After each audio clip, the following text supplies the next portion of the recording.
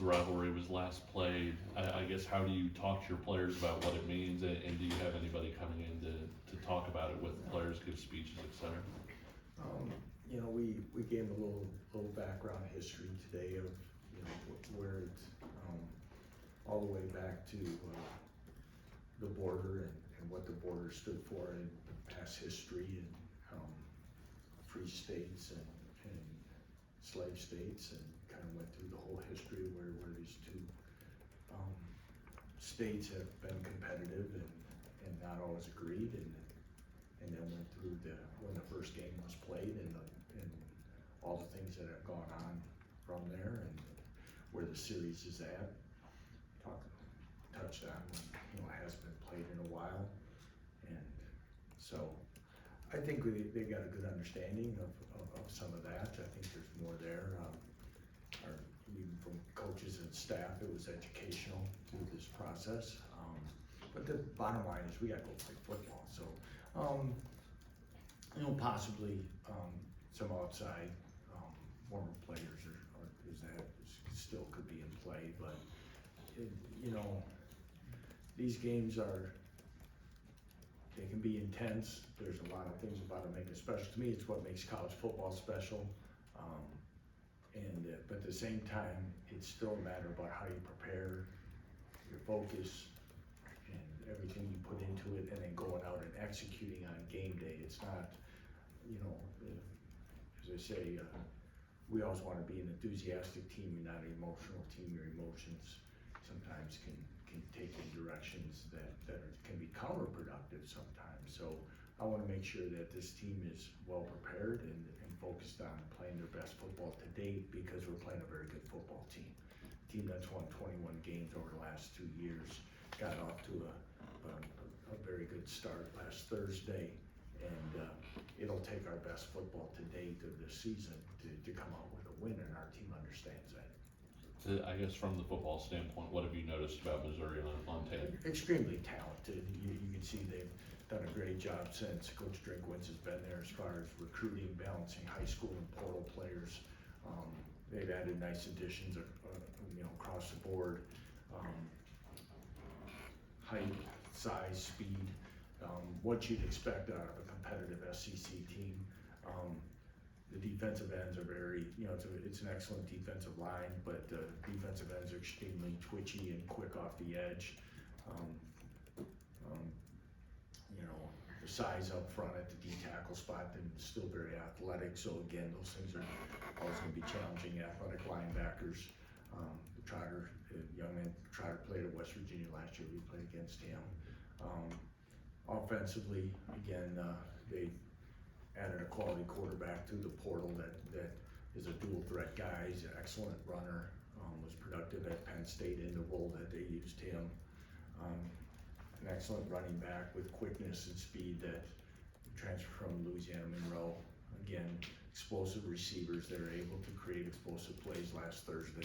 All the things that, like I say, that you want a balanced football team to be, and they have that. And again, those are the challenges that we have to match. After a couple games of rotating at those two offensive line spots, what have you seen from those positions and the guys taking part in them? Well, first of all, offensively last year, I thought we were better interior-wise with our hands. We talked about that in here a lot last week. I thought, again, we were physical. I didn't think we had any holding penalties in the interior line. Last week, the holding calls were on the perimeter. But again, Amir and Vaca both taking steps. Amir continues to play well. Enrique played both sides in the game and has played well. Nolan did a good job. So again, as we continue to work and keep guys fresh and have guys to rotate, we're pleased where that's at. It's not like we're sitting in a meeting, trying to find out, other options right now. We're pleased with the rotation that's there. And again, it was good to see some of the other guys get some opportunities for their futures and for our future line development. And then just kind of a loose end from the last game. What was the situation with Graydon punting instead of Finn in the last game? Yeah. Finn was just held. He had a tweak of something, and again, he was limited today, so we'll see where that goes for the week. Do you have an update on how Leipold is doing? He did not practice today. That's my update. Okay. And also Jack Tanner, it's not on. Jack Tanner did not practice today as well, so. So they're not on the depth chart, so you can probably figure where that's trending for both. When we talked to Trey after the game, he referenced listening to his teammates talk about their stories on Friday nights or the night before a game. Yeah. First of all, is that something you've done since you've been here? And what's the importance of having That was guys more, do that? I think it was alluded to something Chris Simpson does within his linebacker room, which he does, you know. We do a lot of probably self-stories or sharing it more in the off season, but Chris does a little bit more things at the hotel with his guys that he has, and again, I think we've always tried to develop,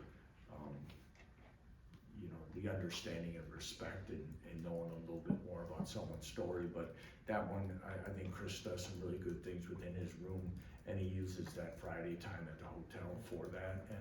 And again, I think, you know, you've got, you know, Trey from Florida, and then, you know, you Ezra Redwood from Wahoo, Nebraska, and Cole Monty from right here in Lawrence, and everywhere in between, of course, Stewart from Georgia. So you get a lot of different guys from a lot of different areas, and I think sometimes when you have a chance for them to understand that they're, you know, maybe understand some of the differences, but also understand that there's more similarities than not in those stories. And I know you do a lot of those types of talks in the off season, especially. How important are conversations like that when you have a whole new roster, and then now you go into an environment where being in a team like it said. Well, again, with that many new guys, Michael, that is a good point, and we've tried to make that was always a concern. I'm sure it's a concern across the country in today's era, how you bring a team in a locker room together for respect and being one and playing for each other. That is something we have, I think I've said here before as well, is we feel strong about that it has come back to us about many of our portal players talk about differences, and one of the things they do talk about is the locker room, and that guys hang out and talk more, and some of that comes through some of these things in mutual respect and understanding. And with Prabula at Missouri, obviously he was with Andy at Penn State. How do you go about the background checks on him and what he maybe did there? Do you talk to Andy, or what's that look like? You know, I talked with Andy, spent some time with Andy this summer, and he just talked about that he's really outstanding young man and really handled a tough situation about entering the portal. Said I think he practiced the morning before he actually went in, which says a lot that it was a tough decision, and obviously the timelines of which we're under in this is difficult for teams like that. But you know, raved about him as a person, as a quarterback, and you can see that in a real extended period of time that he's a very good quarterback, and he's difficult to defend because he's really a good dual threat guy. Obviously, playing in a difficult environment like Columbia, is there anything you guys do differently or do anything to kind of stimulate that? I can't say a ton of difference right now. You know, we practice with crowd noise quite often and things like that. We do it during fall camp. We try to create environments and stimulus to challenge our guys on communication and you know, being loud and trying to be that. You know, many times obviously that'll be increased or more frequent this week, and especially being the first road game and it being a sellout, things like that. So you try to keep that in the forefront as you talk about those important things. Lance, I was wanting to know if you've been out around town in the last few months and just noticed people ask you about this game or treat it a little different, just with KU fans. Yeah, I've been asked about this game for a long time, John. It's been, you know, I was walking in here yesterday and somebody stopped me. My wife and I were at church yesterday and somebody wanted to talk about it. I didn't know that was the right time to really, somebody said, you know, kick their butt, but didn't say butt, and it was in church. I didn't really think it was appropriate, but so, I mean, yeah, you can tell it's picked up, it seems, ever since, you know, like I said, whether it be through the summertime, whatever, it's, you know, you try to push it off until it's the game week. I guess now we got to address it, right? And ready to go. And you can tell people are excited, and it's good. And like I said earlier, I think that's what makes college football what it is, and things like this. And but again, want it to be done the right way. And we believe in doing things the right way, and competing hard on the field, and have it settled there, not in a parking lot or in the stands or all those different things that may happen at times. We want to make sure that we're at our best when our best is needed. Lance, you were at Whitewater the last time this was going down, and when Mizzou left for the SEC, and obviously realignment was happening everywhere.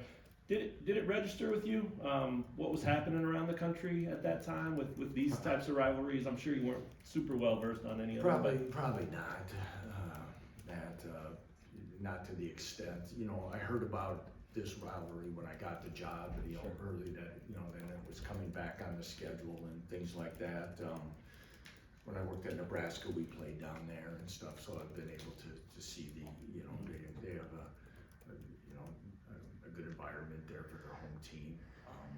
But yeah, probably not as much the first time like a Missouri or a Nebraska leading the conferences, as much as probably seeing it this time when Texas and Oklahoma left, and probably being here to really understand some of those different things. But that was probably some of the first steps of this realignment, was probably back around then. And the other night, Jalen said that Devin Neal left him with a pretty long list of what this rivalry is all about. Educated him, gave him the California boy, all that stuff. How much does that help? Yeah. I mean, from those former guys, and obviously you just mentioned maybe you'll have some guys come in this week, but guys that this group actually played with, to hear from them. And for the game not being played for a while, for a young man like Devin, who's still pretty young to understand at his age, Devin did ask if he could come back and play this game.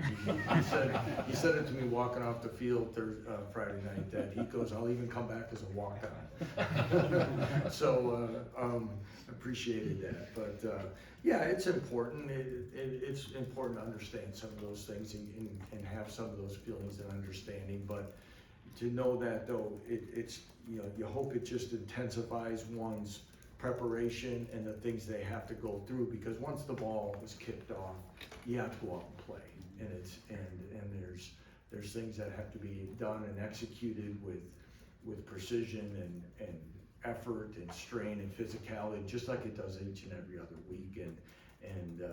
But I'm sure that any of those extra boosts along the way, our guys will take and take seriously.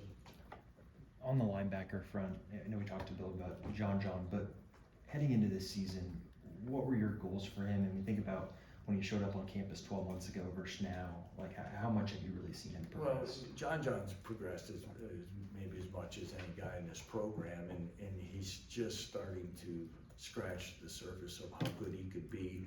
If you ever could find, you guys find all that stuff anyway, but through the past, if you ever look at a picture of him when he was in 9th grade to what he looks like now, to where he continues to develop, or I should say 9th grade to a senior year of high school, a guy that was more of a corner and a safety, and he keeps moving closer to the ball. He continues to progress, and things that maybe weren't completely natural to him, he's worked extremely hard on, so it has been. It was disappointing they only had about 11 snaps in the game, because it was really an opportunity with Bengali out for him to really get more work, and that was probably one of the more disappointments of the game.